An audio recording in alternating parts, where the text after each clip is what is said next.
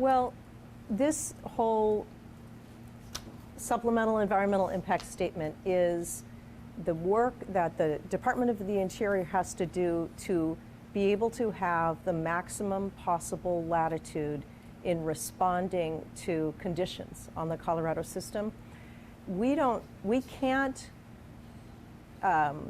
predict what action will be taken because there's always that variable of flows into the reservoirs. And it could be that this year we stay in our current level of shortage. We could even have a smaller shortage.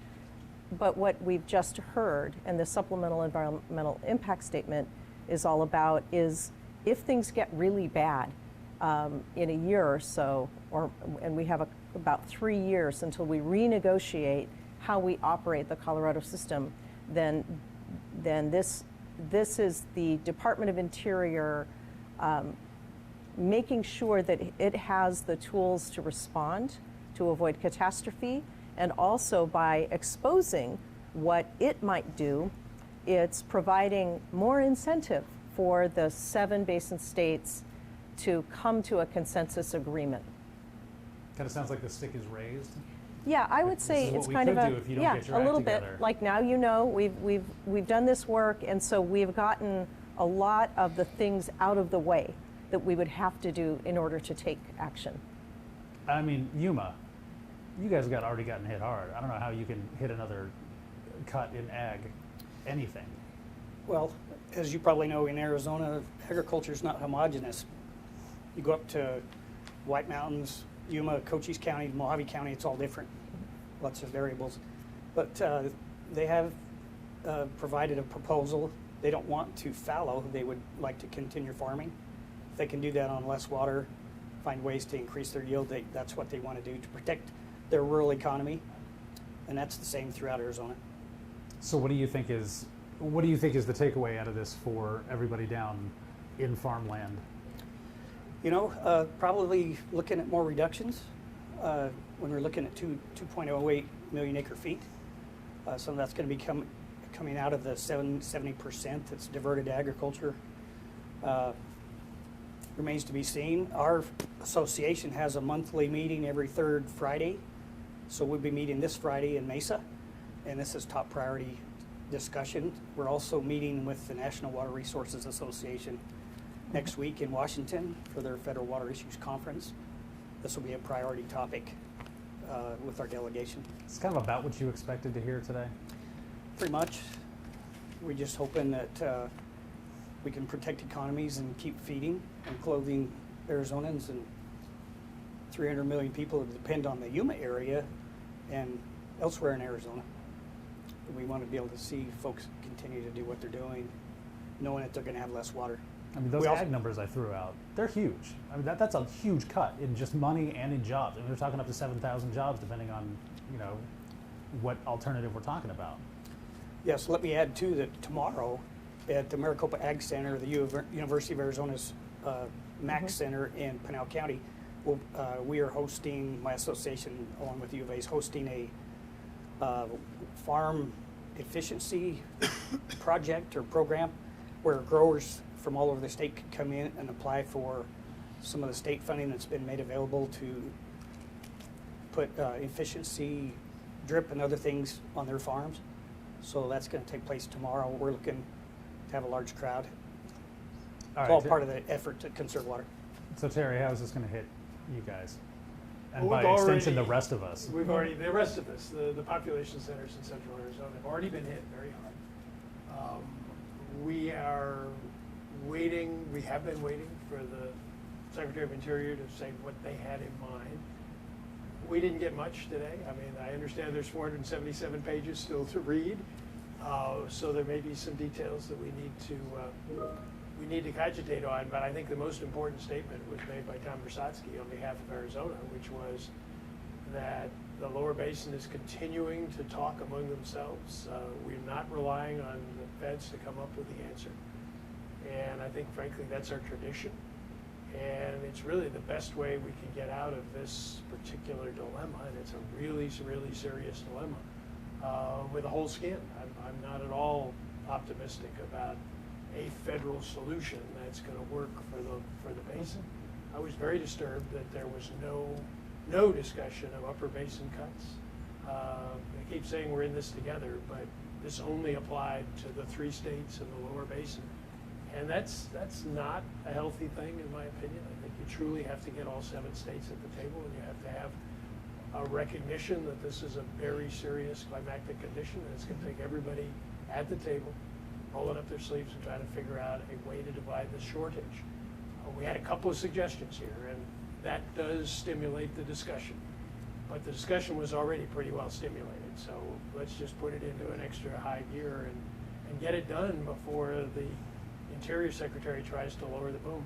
I mean, there was a lot of talk about everybody needs to work together, we're all in this together, and then in the next breath, but the lower basin states need to take more cuts than anybody else. Well, I think I Heard would that push loud and back clear. a little bit on that. I mean, under the Colorado Compact, the upper basin is entitled to 7.5 million acre feet, just as the lower basin is.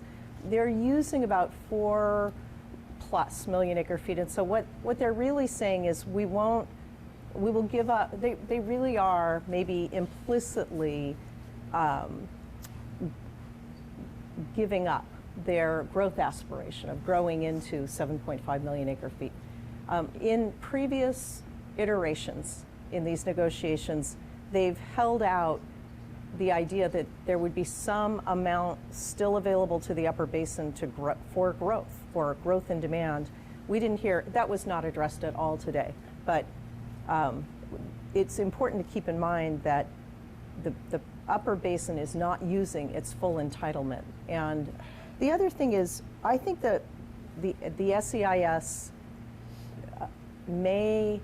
one of the action alternatives is a cut across the board to all users in the lower basin. And that specter of a cut may really create some new incentives for water users to find ways to participate in compensated conservation programs that they have up to now not been willing to participate in. So there may be, for example, growers in Yuma or others on the main stem who would see the opportunity to be paid to use less is looking a little better now than it looked before there was the idea that the feds would just cut everybody. Well, we've talked about this a lot. Money solves a lot of problems It's when huge. it comes to water. It's huge. Whether it's finding it, creating it, or paying people not to use it, money can solve a lot. I don't know if it can solve everything, but money can solve a lot, It right? could probably solve everything, but we don't have enough money to solve everything. Nobody does. But one of the most heartening things I've heard was not on the screen from Hoover Dam. It was just here to hear that the ag industry is just this week going to sit down and very seriously look at how they can use some of this federal assistance to make major water savings on the farm, and that's good news. I mean, I think everybody knows. I mean, regardless of the industry, everybody knows that this can't continue. We've got to do something. Right. The question is, can we do it in time? Do you think we can do it in time? They're talking about another year to decide whether or not they're going to do this maybe proposal that they just came up with, and then we're already 2 years out from the agreements expiring anyway. This doesn't seem to be moving fast. Well, I think that's the reason for this SCIS is to supplement the 2000 interim guidelines, which hasn't really got us to 2026. Yeah. Conservation measures and everything else, but it's certainly a step in the right direction. And I think oftentimes we can work real well in crisis mode. I also think that all of this negotiation Focuses. about the 2 to 4 million acre feet of additional conservation that we need to get to is going to inform the new operating guidelines that we hope we'll be able to agree on by 2026. All of this discussion informs what we all can live with as a basin post 2026. So it's valuable. And as we keep flushing out opportunities to save water here, save water there, we are stepping into a future where we use less Colorado River water. One example is that there's funding, thanks to the Inflation Reduction Act, for a pipeline that enables the Gila River Indian community to use 20,000 acre feet of reclaimed water that it didn't have access to before. That pipeline's not going to only last till 2026. That pipeline is going to be a long-term piece of infrastructure that benefits the entire basin. All right, so here's my crystal ball question for each of you. We'll start with Terry. How do you fix this? How do you fix the Colorado River? Well, I guess the first step is what we're seeing now is an overall realization that we don't have as much water as we used to think that was in the river. So, hey, it's going to mean that everybody takes a hit, and we have to have a consensus about exactly how that's going to happen. We're not there yet, but we have made some really good progress. You don't have any time. The drought that we've already seen is urgent. The falling of the lake is urgent.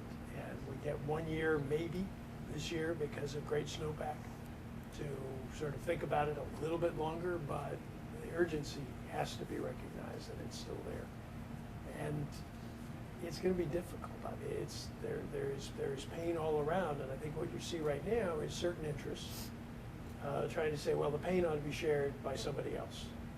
And we got to jump past that and find a way to say this is truly a saving the river type of issue. If the river stops flowing, none of us have an economy. Mm-hmm. So it is in our mutual interest to try to figure out a way to keep it in a healthy state so that we're not going through these constant fire drills. It's interesting to note that every time we've had a fire drill, we've come up short.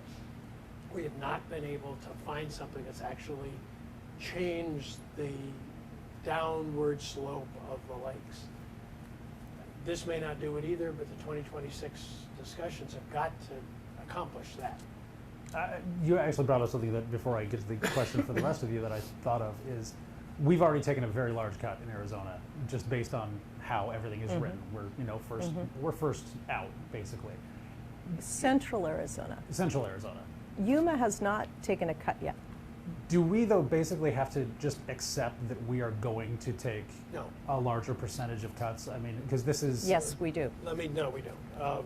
And I think the important thing is the discussion right now, and that both of the magic words were used by the Assistant Secretary, and that's beneficial use and health and safety. Those are concepts that are legal in many states, Colorado, for example, and California. They're implicit in Arizona, although they're not in the code. We have some huge interests, both health and safety and tribal, which basically say, okay, in Arizona, the Central Arizona Project has taken and will take in Tier 3, and that's been agreed to, a 720,000 acre foot cut.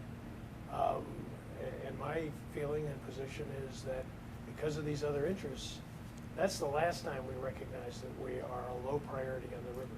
The future is about finding other ways to recognize the health and safety needs and the tribal needs of Central Arizona. And we put a buffer between you two for a reason. So you think we're going to have to just accept that we're taking a bigger chunk out of this? We're talking about different water users, and if we're talking about cities in Central Arizona, cities in Central Arizona have already proven that they are really good at adapting. The cities in Central Arizona have never grown into their full entitlements. They're still banking a lot of Colorado River water, which is a very smart thing to do when you have extra Colorado River water. So they are able to sustain cuts in Colorado River water deliveries without disruptions. And they also have the capacity to go and acquire new water supplies. So cities are well equipped. No cities in the world are better equipped than cities in Central Arizona, Phoenix and Tucson and the cities that surround them, to adapt to using less water and to then make sure of acquiring the water supplies they need to flourish. So last question then for you. What is the best case scenario for Yuma area, Southern Arizona, farmland? What is the best case scenario out of this for you guys? Well, it remains to be seen out of the alternatives, but I know we'll be busy deliberating, probably divvying up the 400 plus pages amongst our board of directors, who are very diverse. Water buffaloes, you know, that term of endearment for those who know a lot about water. I think in the long term, we're very grateful for our relationship with Interior leadership and Reclamation leadership. We're grateful that water infrastructure funding was made available. The Yuma growers, Central Arizona, throughout the state, are applying for this funding that allow them to modernize, stretch their water supplies further. So that's kind of how we see the future, is being able to just instigate a lot of this infrastructure to benefit us long term, make us more resilient. All right. Anything else for you guys before we cut it? It's been fun. No? Yeah. Three amigos. Yep. All right. Thanks a lot.